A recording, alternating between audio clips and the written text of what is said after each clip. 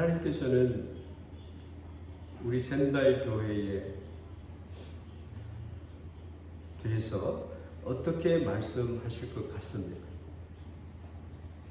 4대 교회에는 너희가 살았다고 하지만 죽은 것이다. 내가 내 행위를 아노니 내가 살았다 하는 이름은 가졌으나 죽은 자로다. 껍데기만 가지고 사는 생명이 없는 하나님의 7 영과 하나님의 7 별을 가지신 예수 그리스도께서 하시는 말씀입니다. 여러분, 교회의 비밀이 뭘까요? 교회라고 하는 곳이 어떤 곳인지를 알지 못하면 우리의 신앙생활은 잘못될 수 있다.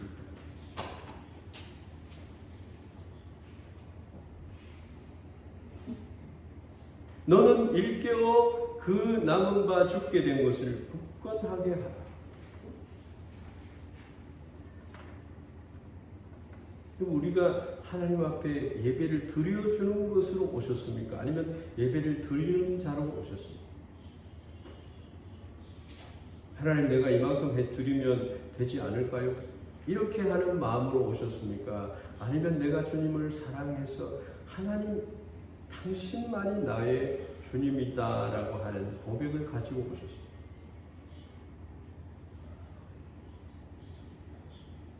하나님 앞에 내 행위에 온전한 것을 찾지 못하였노니 그러므로 내가 어떻게 받았으며 어떻게 들었는지 생각하고 지켜 회개하라. 우리가 사람 앞에 투정하는 때가 아닙니다. 교회. 사람에게 잘 보이려고 이곳에 온 것이 첫 번째 목적이 아니에요. 만일 일깨지 아니하면 내가 도둑같이 이르리니 어느 때에 내게 이르는지 내가 알지 못하리라. 우리는 주님 앞에서 신앙생활을 하는 자들입니다. 교회 생활을 중심으로 하나님을 영화롭게 하는 자들입니다. 그렇다면 교회의 비밀은 뭐냐 하는 거예요. 오늘은 우리가 잘 알고 있다고 생각하고 있는 교회에 대해서 성경은 뭐라고 얘기를 하고 있는지, 그래서 교회에 대한 자기식의 표현을 하는 것이 아니라 성경이 말씀하고 있는 살아계신 예수 그리스도를 사랑하게 된 그러한 성도로 거듭나야 된다라고 하는 것입니다. 그런 은혜가 우리 교회의 길을 주의 이름으로 축원합니다. 교회에는요, 교회에 대한 여러 가지 표현들이 있습니다. 몸이라고 설명을 하기도 합니다. 건물이라고 표현하기도 합니다. 오늘 우리가 읽은 말씀에서는 집으로 표현합니다. 또한 진리의 기둥과 터라고 표현하고 있습니다. 우리가 첫 번째로 생각해야 될 것은 교회는 어떤 성격을 가졌느냐 하는 겁니다. 사도 바울은 교회를 이렇게 설명하고 있습니다. 15절 말씀입니다. 하나님의 집에서 어떻게 행하여야 할지를 알게 하려 합니다. 하나님의 집이라는 겁니다. 교회에 대한 여러 가지 상징적인 표현들이 등장을 하지만 그 중에서 가장 아름다운 표현으로 얘기를 하는 것입니다. 집이라는 것. 여러분, 우리 집이라고 했을 때 어떤 성격을 생각합니까? 어떤 이미지를 생각합니까? 포근하고 다정하고 안식이 있는 이미지를 생각하게 됩니다. 바울은 하나님의 집이라고 표현합니다. 에베소서 2장 19절 말씀은 우리 성도들에 대해서 성경은 어떻게 얘기를 하고 있느냐 하면요. 그러므로 이제부터 너희는 외인도 아니요 나그네도 아니요 오직 성도들과 동일한 시민이요 하나님의 권속이라. 에베소 교회 성도들에 대해서 바울은 에베소 교회 이방인들에 대해서 교회에 들어온 사람들에 대해서 어떻게 얘기를 하냐? 예수님을 믿고 새 사람이 된 모든 이방인들은 성도들과 동일한 사람이다. 성도다라는 것입니다. 하나님의 권속, 하나님의 나라의 시민이 되었다. 그렇게 표현하고 있습니다. 그럼 교회는 에크레시아, 뭐뭐로부터 부름을 받아 모인 사람들.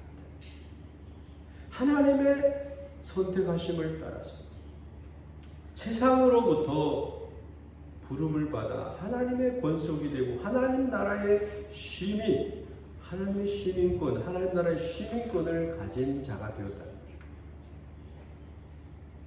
그런데 그것을 바울은 또 어떻게 얘기하냐? 이 말씀은 하나님의 가족이 되었다. 할렐루야. 여러분은 옆에 앉으신 분이 하나님의 가족의 일원으로 앉아있다. 예수 그리스도를 구주와 주님으로 영접하고 성령 안에서 거듭나게 된 사람들은 하나님의 자녀다라고 합니다. 네, 성령께서 우리에게 깨닫게 하시는 것이 있습니다. 뭐냐 하면 구속함을 받고 거듭남을 받았다라고 하는 것은요. 그 증거 중에 하나가 뭐냐 하면은 우리 입술로 하나님을 아버지라 부를 수 있는. 어떤 분은 기도할 때 아버지 이름을 많이 부릅니다. 굉장히 아름다운 하나님에 대해서 아버지로 부릅니다.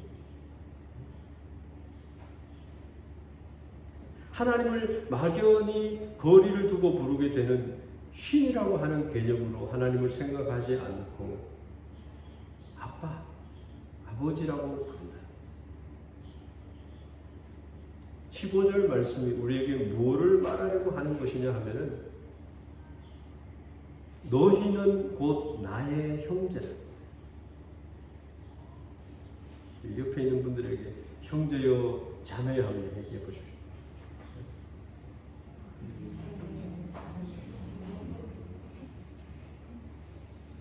하나님의 자녀로 거듭났습니다.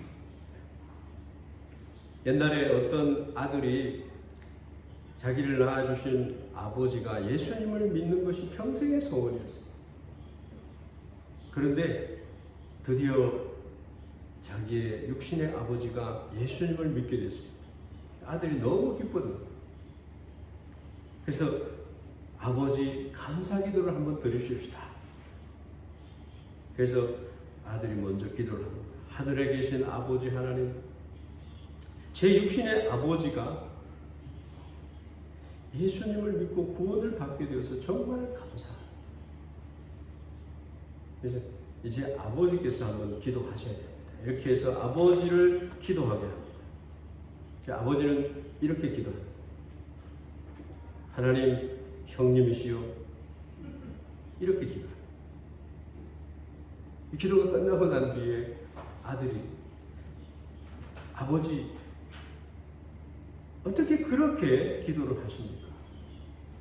하나님은 누구에게나 아버지시니 그렇게 얘기를 하니까 이놈아 조금 전에 네가 하나님을 아버지라고 그랬으니까 천수적으로 따지면 하나님은 내게 형님 아니냐 이렇게 얘기합니다. 재미난 이야기일 수 있습니다. 그리스도 안에 있으면 누구든지 하나님을 아버지라 부르게 된다. 그래서 여러분 옆에 앉은 분들도 하나님을 아버지라고 해요. 아버지로부터 태어나는 자들. 그래서 내 형제며 내 자매라고 하는 거죠. 여기는 사카이가 없어요. 경계가 없어요. 종이나 주인이나. 옛날에 노예들이 많았죠. 교회 안에 노예들이 있었어요. 차별이 없어요. 일본 사람이나 한국 사람이나 그리스도 안에 있으면 형제, 자매. 우리가 기억해야 되는 것은 크리스찬은 모두 그리스도 예수 안에서 형제요, 자매라는 사실을 잊어서는 안 된다는 거죠. 그래서 자매가, 형제가 아파하면 함께 아파할 수 있어요. 교회에 오는 모든 사람들은요, 하나님의 사랑 안에 거하기 위해서 오는 거예요. 그런데 교회원들이 차별을 두고 그들에게 환영하는 아름다움을 나타내지 않는다고 한다면 교회는 교회 역할을 제대로 못하고 있는 것이다.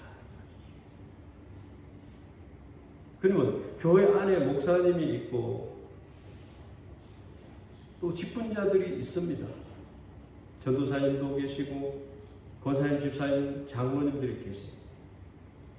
왜 그렇게 불려지느냐? 그것은 그리스도의 몸된 교회에서 봉사하는 사역을 위해서 부름을 받은 자들을 부르는 호칭이다.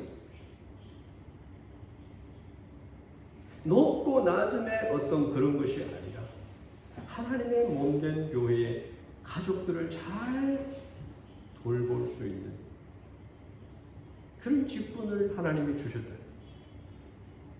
초대교회 2만 명이 넘는 성도들이 베드로가 하루에 3,000명씩 막 세례를 줄 때 그 가난한 자들이 찾아왔을 때 그들을 돕는 자들이 있어요. 그래서 집사의 직분을 준 거죠. 고린도전서 4장 1절 말씀에 보면 교회의 지도자들을 가리켜 이렇게 얘기합니다. 어떤 사람이라고 얘기를 하냐면 사람이 마땅히 우리를 그리스도의 일꾼이요 하나님의 비밀을 맡은 자로 여길지니라. 여기서 맡은 자, 즉 청직이라는 거예요. 지도자들은 하나님의 집의 청지기로 그리스도의 몸된 교회의 일을 맡아서 봉사하는 거죠.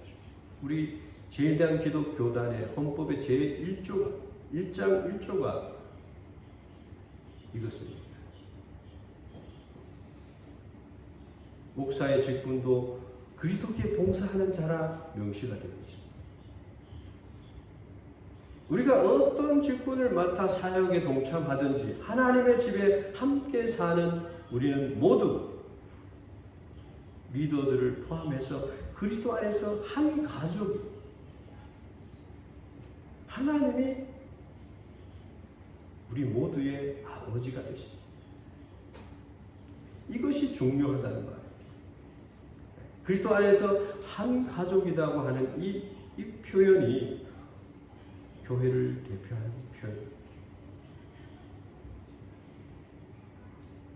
얼마나 아름다운 표현인지 몰라요.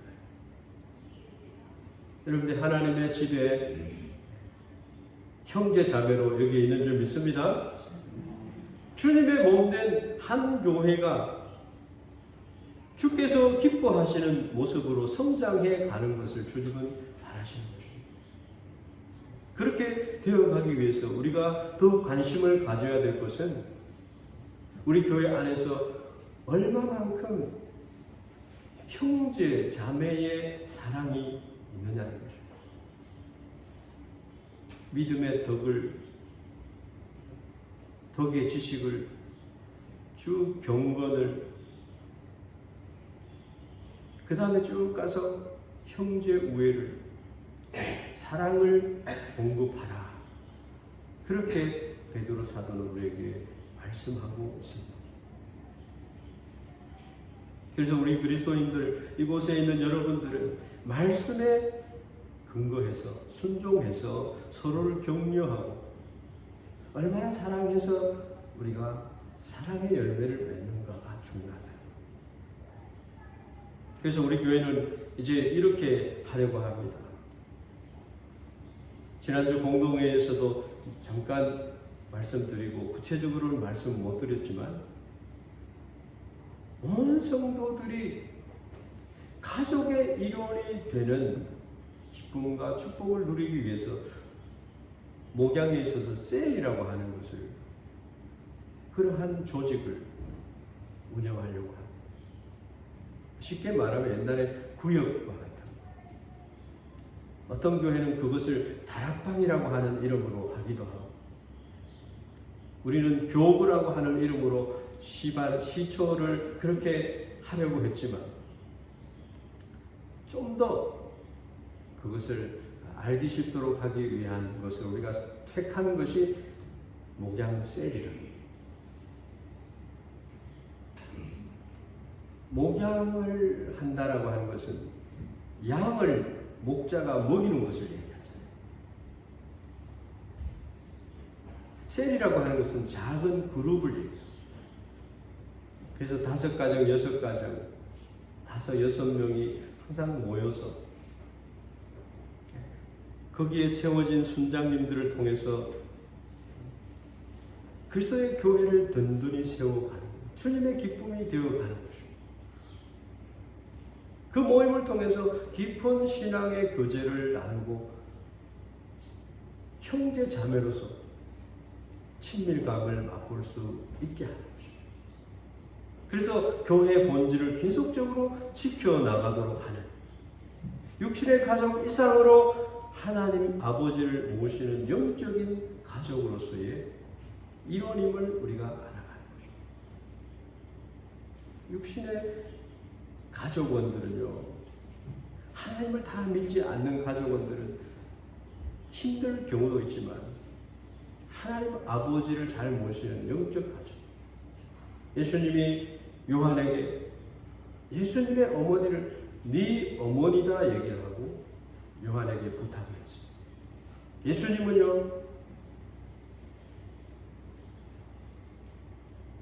어머니 아버지를, 육신으로 태어난 어머니 아버지를 어머니 아버지로 보는 것도 있지만 그렇지 않게 말씀하셨어요.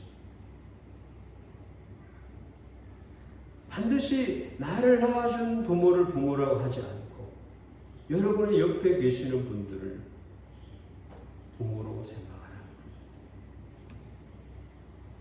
그래서 교회에 출석하는 성도들 한 사람 한 사람이 얼마나 책임 있는 가족의 일원인지를 알아야 한다는 겁니다. 가족의 일원으로 생각하는 이 가족이라는 개념을 이해하는 교회가 자연적으로 교회가 성장한다는 겁니다. 교회가 커질수록 구경꾼들이 많다고 그러고, 그렇지만 반대로 교회가 적다고 해서 교회의 성격을 잘 이해하지 못하는 자들은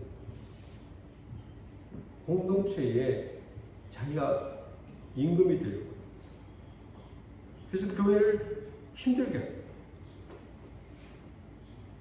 공동체를 해칠 뿐만 아니라 교회를, 주님의 몸된 교회를 어렵게 만들어요.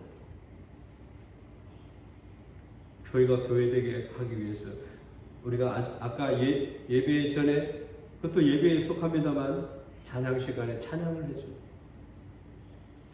우리를 사용하여 주소서. 교회가 교회되게 우리를 사용해 달라는 거예요. 나를 앞세우거나 나이를 앞세우거나 큰 소리를 내는 곳이 아니라는 것입니다. 화목하고 사랑하고 섬기고 함께 기뻐하는 곳이 되어야 됩니다. 그게 주님께서 세워놓으신 교회, 서로가 서로를 섬기는 곳입니다. 구경꾼의 성도가 아닌 책임 있는 의식을 가진 성도가 있는 교회가 복된 교회예요. 그래서 늘 가족원들, 약한 자들을 살피는 자가 있어요. 한국의 간디라고 하는 조만식 장로님이 계십니다. 그리고 순교를 해서 교회를 사랑했던 주기철 목사님이 계십니다. 조만식 장로님은 우리의 민족의 지도자고 교육자이면서 애국자로서 굉장히 존경을 받는 사람. 주기철 목사님은 목숨을 바쳐 한국교회의 진리를 사수한 순교자로 추앙을 받는 자입니다. 두 분의 관계를 보면 스승과 제자의 관계입니다. 장로와 목사의 관계입니다. 조만식 선생님은 오산학교의 교장으로 있었습니다. 주기철 목사님은 그 학교의 학생이었습니다. 그런데 주기철 목사님이 산정형 교회에 목회를 할 때 조만식 선생님이 그 교회 장로로 세워졌습니다. 근데 조만식 장로님이 어느 날 예배에 참석하기 위해서 교회에 가려고 하는데 뜻밖의 손님이 찾아옵니다. 그 손님은 뿌리칠 수 없는 손님으로 조선물산 장려회의 국상품 장려운동에 관한 일을 하고 있는 높은 지위에 있는 사람이었어요. 조만식 장로는 그 사람과 급한 이야기를 이제 나눠야 되기 때문에 예배 시간에 늦었어요. 그래서 늦은 예배에 참석을 하면서 조심스럽게 교회의 문을 열고 들어가는데 예배는 시작이 되었죠. 한참 지나서 벌써 설교하는 시간이 되었습니다. 생명에 불타는 설교를 하고 있던 주기철 목사님은 바라보면서 고개를 숙이고 들어가는 조만식 장로님에게 다음과 같은 말을 합니다. 조장로님, 오늘은 자리에 앉지 마시고 서서 계십시오. 마치 지각하는 학생에게 벌을 주는 것처럼 그렇게 예배를 드리라고 하는 거예요. 그 순간 그 자리에 모였던 사람들이 수군거립니다. 어떻게 다른 사람도 아닌 민족의 지도자고 조만식 선생에게 저렇게 할 수가 있나? 그뿐만 아니라 자기를 가르친 예 스승에게 저렇게 말을 한다. 너무하다.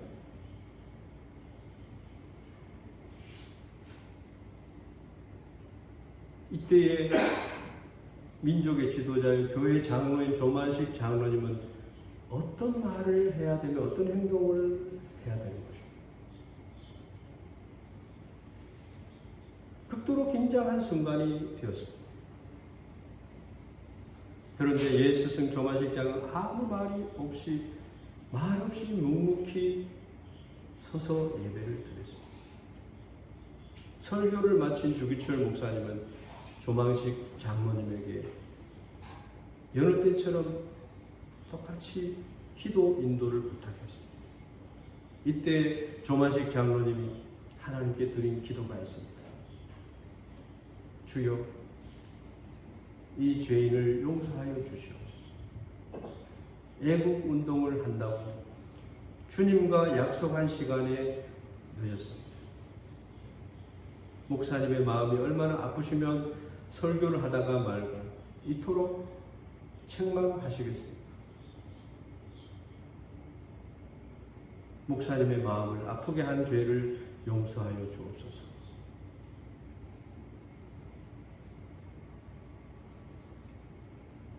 눈물을 흘리며 간절히 기도하는 조만식 장로님과 주기철 목사를 본 교인들도 하나가 되어서 눈물을 흘렸다. 이 일이 있은 후 사람들은 예배의식이 달라졌어요. 그리고 그 스승의 그 제자라는 별명이 만들어졌습니다. 그 목사의 그 장, 더욱 존경하게 됩니다. 너희 안에 이 마음을 품으라. 곧 그리스도 예수의 마음이니 그는 그 근본 하나님의 본체시나 하나님과 동등됨을 취할 것으로 여기지 아니하시고 오히려 자기를 비워 종의 형체를 가져 사람들과 같이 되었고 사람의 모양으로 나타나셨으며 자기를 낮추시고 죽기까지 복종하셨으니 곧 십자가에 죽으시고 이러므로 하나님이 그를 지극히 높여 모든 이름 위에 뛰어난 이름을 주사 하늘에 있는 자들과 땅에 있는 자들과 땅 아래에 있는 자들로 모든 무릎을 예수의 이름에 꿇게 하시고 모든 입으로 예수 그리스도를 주라 시인하며 하나님 아버지께 영광을 돌리게 하셨느니라 말씀합니다. 여러분, 교회는요 주님이 계시는 것이에요. 하나님의 집입니다. 둘째로 우리 교회는요 책임 있는 교회 구성원을 세워나가야 돼요.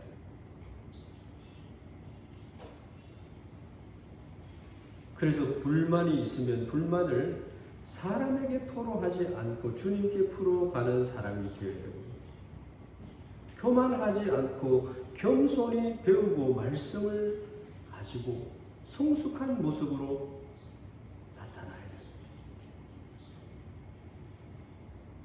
말씀과 기도, 성령의 충만함을 가지고 언행의 모범이 되는 성도가 되어야 됩니다. 우리仙台 교회에 그런 분들이 얼마나 됩니까?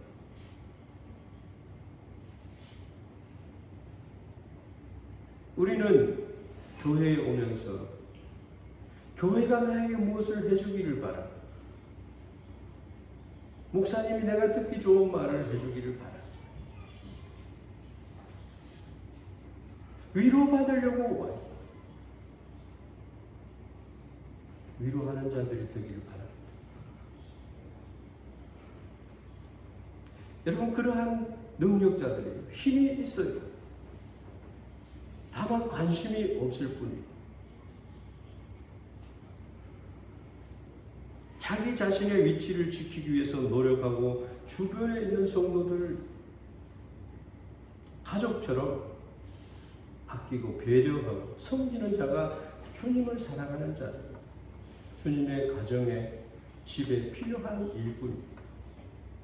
모두가 성숙한 그리스도인이 되기를 꿈꿔야 하고 누군가가 잘해 주겠지 하는 마음을 버려야 하고 나 하나쯤 괜찮겠지 방관하는 자가 있어서는 안 되면 주여 내가 여기 있습니다.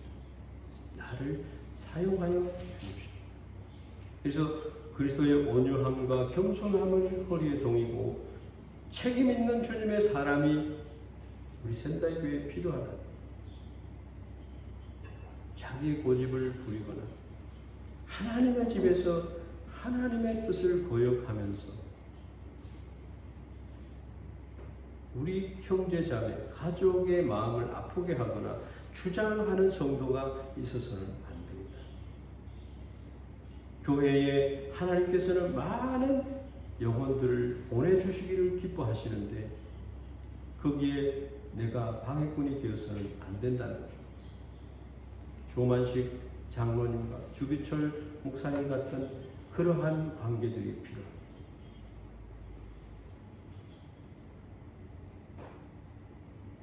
초대교회가 작은 교회가 아니었어요. 그들은 2만 명이 한 곳에 모일 수가 없었을 것이죠. 그래서 집에서 예배를 드리고 교제하면서 떡을 뗐다라고 얘기를 합니다. 그렇지만 한 교회에 속했다는 의식을 가지고 하나님의 가족을 위해서 열심을 품고 주를 섬겼던 자들입니다. 그래서 교회는 하나님의 집이고 한 사람 한 사람이 책임 있는 회원으로 성도로 가족의 이 영성을 가지고 그렇게 쓰임받는 우리 모두가 되기를 주의 이름으로 축원합니다. 그리고 한 가지 더 말씀드릴 것은 교회의 주인은 누구냐는 겁니다. 교회의 주인은 하나님이십니다. 우리가 참된 주인 되신 살아계신 하나님 앞에 무릎을 꿇을 때에 교회가 온전하게 성장한다는 겁니다. 그래서 교회의 주인은 한 분이시고 바로 하나님이시다. 교회의 머리는 예수 그리스도십니다. 그래서 지도자와 모든 평신도가 함께 겸손히 무릎을 꿇을 때 교회는 주께서 기뻐하시는 아름다운 교회로 서간다는 겁니다. 15절 말씀, 이 집은 살아계신 하나님의 교회요 라고 말하고 있습니다. 바울은 살아계신 하나님의 교회다. 굉장히 힘주어 말하는 단어입니다. 살아계신 하나님. 왜 바울이 이런 표현을 강조하고 있나요? 살아계신 하나님의 교회다.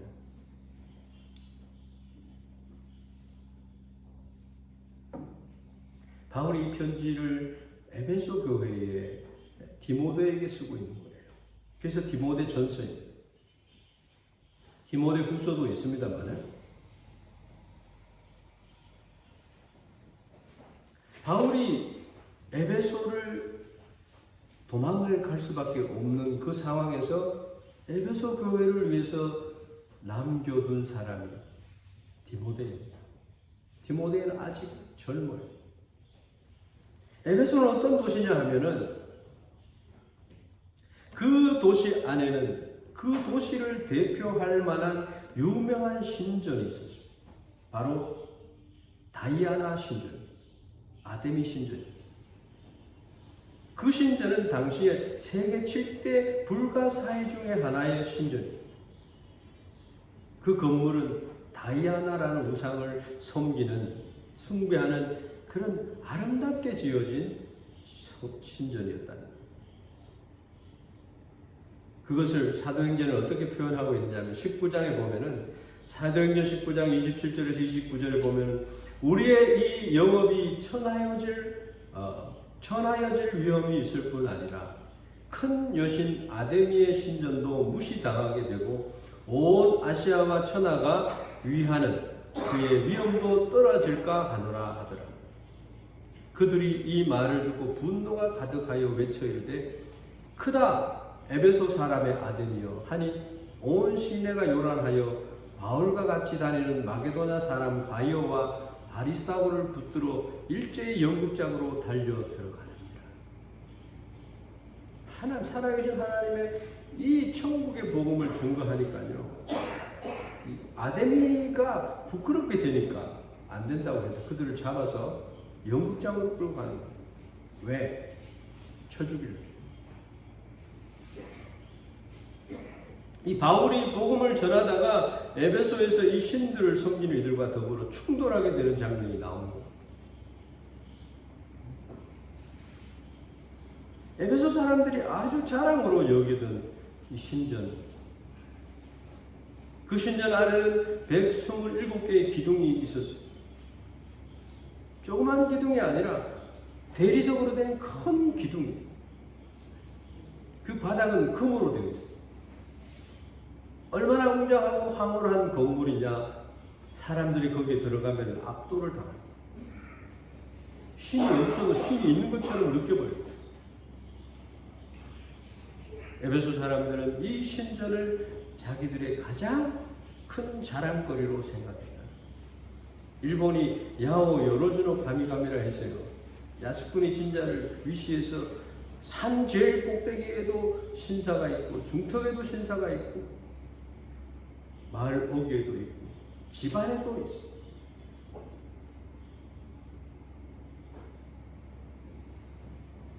아마테라스 오오카미를 섬기고 천황은 거기에 가서 신족을 하고 천황이 등극하는 거예요. 적어도 우리는 이러한 나라야, 이러한 신을 섬기는 거예요. 가장 큰 신을 섬긴다고 이들은 자랑을 하지만 바울은 안 해요. 바울은 이런 신전이 있는 도시 에베소에 살아계신 하나님을 증거하면서 너희들이 하나님의 교회의 신전이다. 하나님의 교회라. 바울은 어쩔 수 없이 떠나가지만 그 교회의 성도들을 지키는 목회자 디모데를 임명하고 그 도시에서 복음을 전하면서 우상의 신전과 우상을 섬기는 사람들에게 위축될 수도 있는 상황 속에서 그 크고 위험이 있는 그 신전에서, 그 신전은요, 그 주인이 죽어 있어요. 죽은 신이 거기에 있는, 입이 있어도 말도 못하고 귀가 있어도 듣지 못하고. 바울은 죽은 신을 모시고 있는 다이아나 신전을 생각하면서 교회는 그와 대조적으로 살아계신 하나님을 모시고 있다는 것을 강조합니다. 우상이 온 세상을 뒤덮고 있어도 우리가 복음을 전하는 일에 있어서 절대로 위축될 필요가 없다는 것. 하나님은 살아계십니다. 할렐루야. 여러분, 하나님, 살아계신 하나님을 모시고 살아가는 거예요. 살아계신 이 하나님 집에서 주님을 섬기고 복음을 전하는 특권은 그리스도인만이 가질 수 있는 가장 아름다운 행복된 것이다.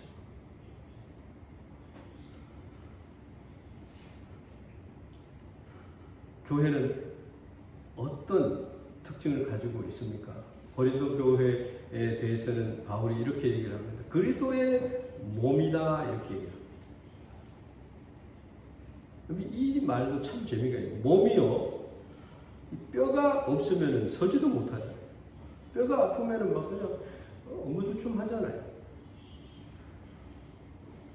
뼈 없는 동물들 보셨어요? 잘 걸어 다니지도 못해요.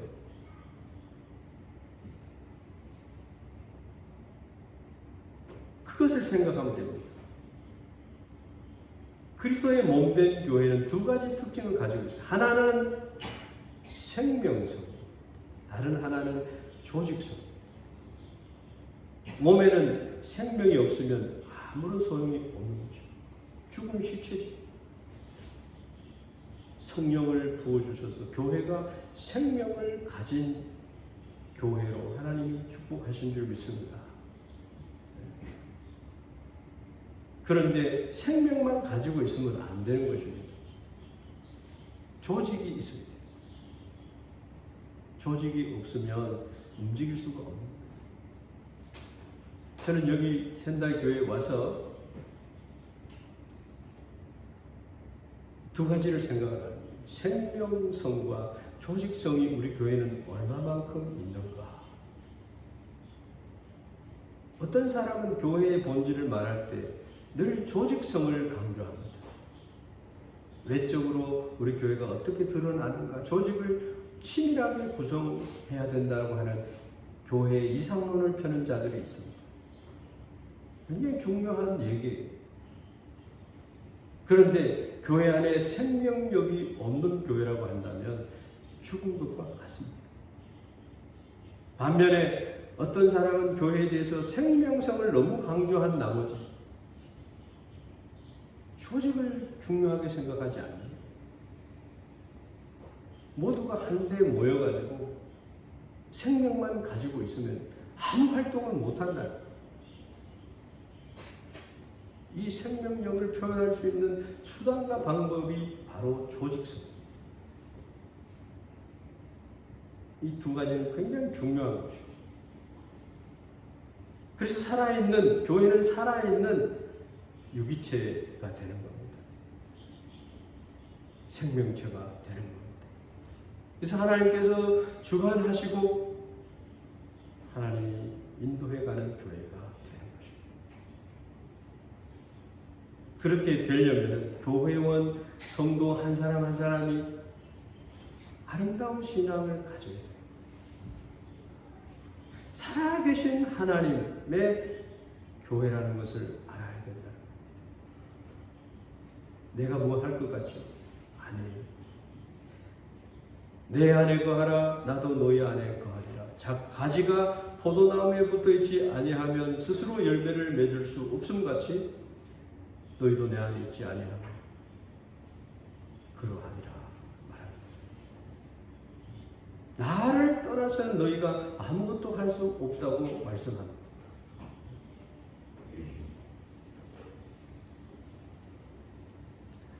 교회의 주인은 누구예요? 살아계신 하나님.